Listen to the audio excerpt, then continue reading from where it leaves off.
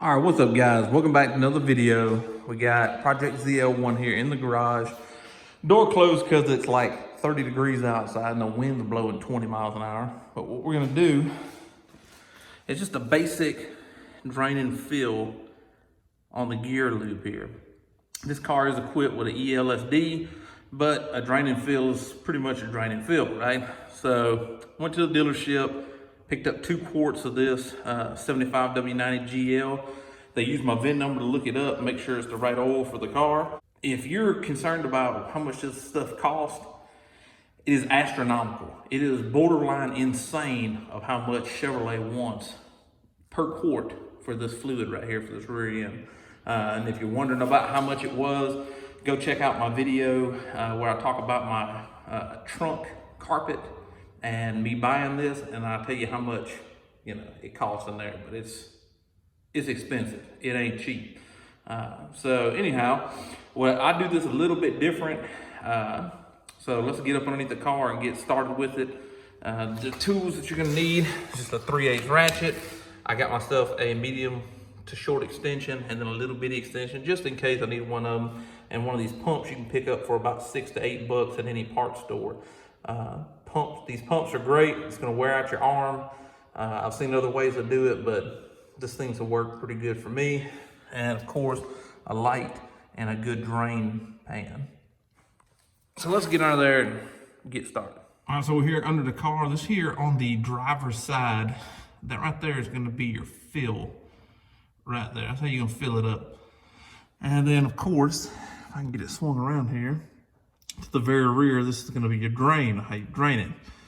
So you'll just stick the ratchet right in here, or extension that you're using, whichever, and twist it out.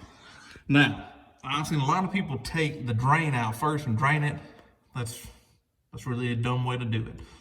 First, it starts glopping out everywhere because it doesn't have any air, anywhere to let air back in, so it starts gloop, gloop, and flopping out all over the place and making a mess. Second, what if something's wrong with this and you can't get it off? Well, now you can't even drive the car because you drained all the rear end fluid out of it and you don't want to burn up your rear end or your clutches. So always, no matter what you're doing, transmission, rear end, whatever, take the fill plug out first and make sure you can get fluid back in before you let all the fluid out. I got my fill plug out and it's just barely dripping. That's where we're going to fill it back up. Stuff looks dark, smells kind of nasty, but to my understanding, I think there's a coating on the gears and stuff, and that's some of the darkness there. But this is what you want when you fill it back up too, just barely dripping out of the fill plug. So I've got that out. Went ahead and loosened this right here up. And once I get both of these plugs out and I get the fluid draining, I'll show you these plugs. It's kind of interesting. All right, so this stuff looks pretty metallic-y. And anytime gears are breaking in, I mean, you're just eating some of the gear away. That's just how it is. This is what happens when they wear into each other and they wear into a pattern, especially with gear sets like this. That looks pretty cool in there. I guess that's part of the cooling for it. All right, let's get on these drain plugs. Let me get out. Here's what I want to show you. I mean, look at the amount of gobbledygook. That's all metal shavings. These are magnetic. Those are all metal shavings. This right here was the fill plug.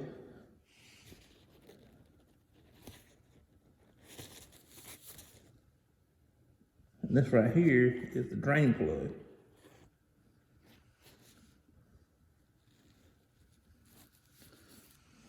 Good Lord. So, did it need to be changed? In my opinion, well, yeah. I've got less than 3,000 miles on this car. I think it's like 2,400 miles. It's got a nice full cover on the top of this bottle. That's probably why Chevrolet wants so much money for it. It's sealed up like a medicine bottle. But cleaned up my drain and fill plug. Just used some seafoam that I had here. Sprayed them off. Wiped them off, got them nice and clean. So I do this a little bit differently. What I'm gonna do is I'm gonna pump some of this. It takes a little under 2 quarts to fill up. I don't really need the full 2 quarts here, so I can pump a little bit in, and in my mind anyway, it helps me to flush out, you know, some more of the old stuff that's sitting around in these fins and in the bottom and on the gears. So I'm gonna go ahead and pump probably about a quarter of this quart in, or a little under a quart, just about 2-3 pumps is all I'm gonna do, just enough to kind of push a little bit more out. And I'm gonna leave the drain plug off while I do that, and then let it drain just a little bit more to try to get some more of the gunk out of the bottom of this. So to better explain what I'm talking about, hope you see this, if I can get it to focus. That's about how much I've pumped out the bottle.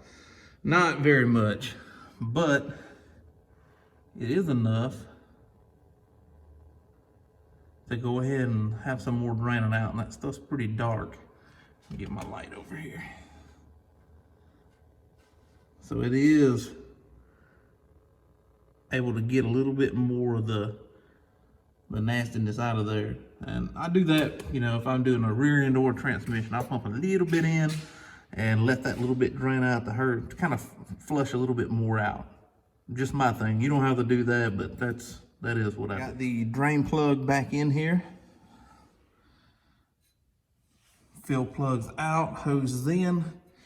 Now all we have to do is pump until our freaking arms are wore out. And then we'll be done when it starts to trickle back out of the fill hole there. When it starts to come back out of the fill hole there, she's full.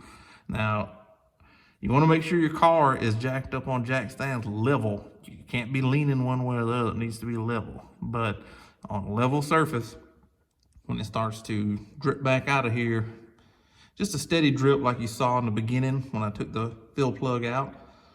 When it starts dripping like that, you're ready to go. All right, so this is about what I got left.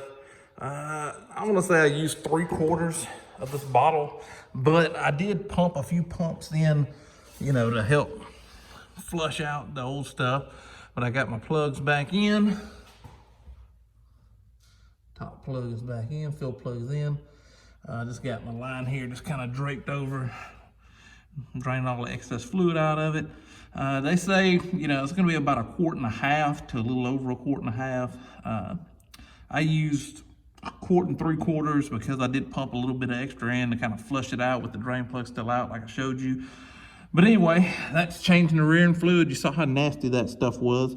You saw how much metal was built up on the drain and fill plug. This car does not even have 3,000 miles on it. So do you need to change factory fill fluids? Yes. You always need to change it, and you can change it yourself, just like this. Thanks everybody for watching.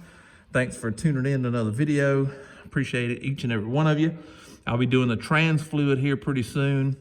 I'll probably be outsourcing something besides the factory fill for the trans fluid, since it's used against, you know, numerous makes and models of vehicles. But that's the rear end fluid.